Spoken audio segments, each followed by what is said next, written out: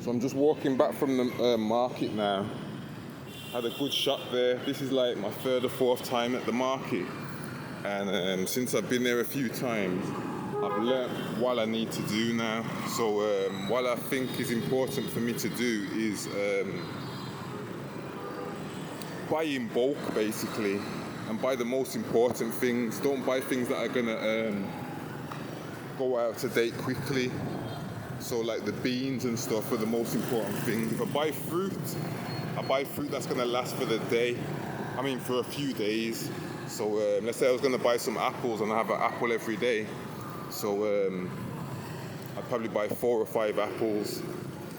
And another reason is because I'm in a hostel. People will take your food out of desperation. So you gotta balance what you buy and what you buy on the day when you need it. Vietnam's always been a good place to go shopping for food, and it's fair priced. If you cook, you get things a lot cheaper than if you don't cook. So, but saying that though, at the same time, there is the local food restaurants, and they do food for really cheap. Like I went to one the other day, and I had a vegetable rice, and it was only 25,000. You can't buy a bag of crisps for less than that.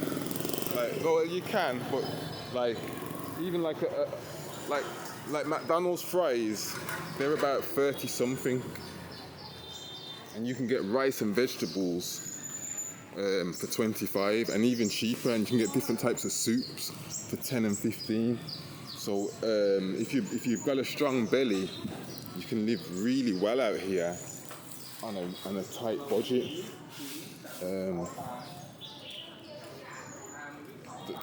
There's food for everyone at different types of wage price that you can afford.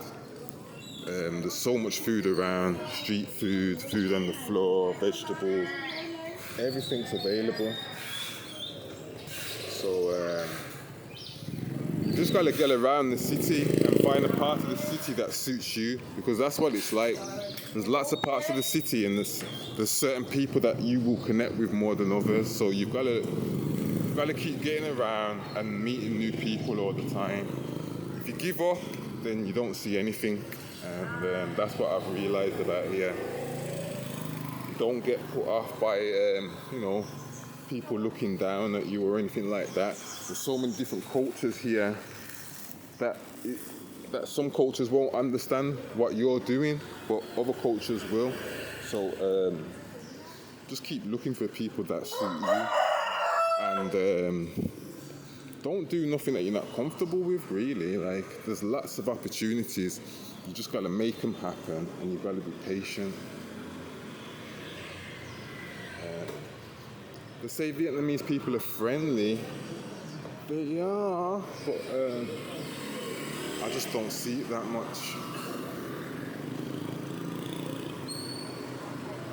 But what I like to do when I get to a new city or town is get comfortable, find my little circle of how I'm going to survive, and then I stick with it.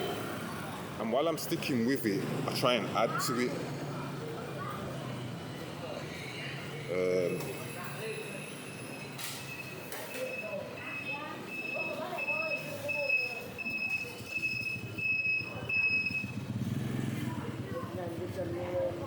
So much going on. One of my friends told me the other day that it's so busy over here. You see, like how all these stalls here, before these stalls arrive in certain parts of the area, there'll be someone else that comes. So like, let's say like between 3 o'clock in the morning till 6 o'clock in the morning, these people are not working. They start at 8. So someone will come and start work at 3 o'clock in the morning until 7, and then they'll close up so that the person who normally has that space can have that space. But what you're misunderstanding also is that there are people, or it's a 24-hour city like Barcelona, like Las Vegas. It's a 24-hour city, so there's always something going on. There's always someone looking for food, and there's always somewhere to be. So with that said, these people are clever, and they've thought, you know what, there's an opportunity there, and they've taken it, and that's what they do. And it's really cool, and it's really clever, and it's definitely taking an opportunity, and from that opportunity, you can change their whole life, just from that one opportunity, them few hours, and it's normally needed, that's why they do it, so it's really, really cool. We're just going to walk through a local area, even though we're in the city, or the old quarter area, this is a local part where the locals hang out. It's really vibrant for them, and they eat all their local cuisine here. You will see tourists here sometimes, but not all the time, you know. But you get to experience the Vietnamese lifestyle here.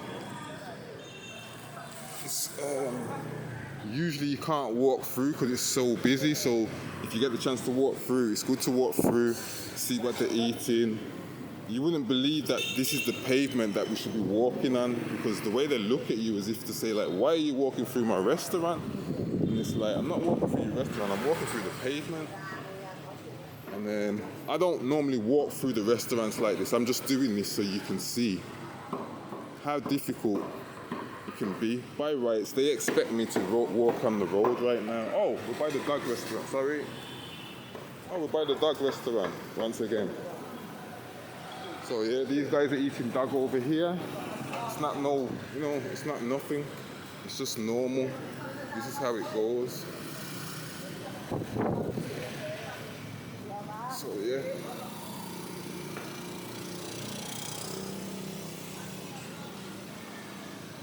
I feel like I'm walking through their restaurant, but you know what? I'm gonna cut off because I've showed you enough now. So we'll cut off through this way. So yeah, guys, food is everywhere here.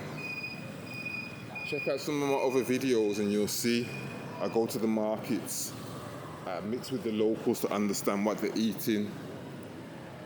And I've got a lot of videos, a big catalogue on market food.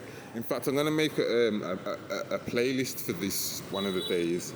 Just put all the food together so you can see what it's like in Southeast Asia, the eating culture. I mean, like, sometimes I get up to go to the shop in the morning, and these lot are,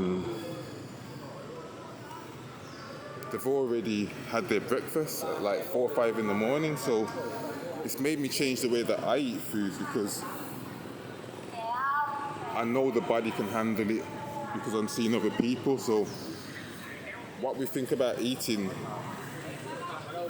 isn't always what we think. But anyway, guys, like, share, subscribe, leave me a comment, say hello, and I'll see you on the next video, guys.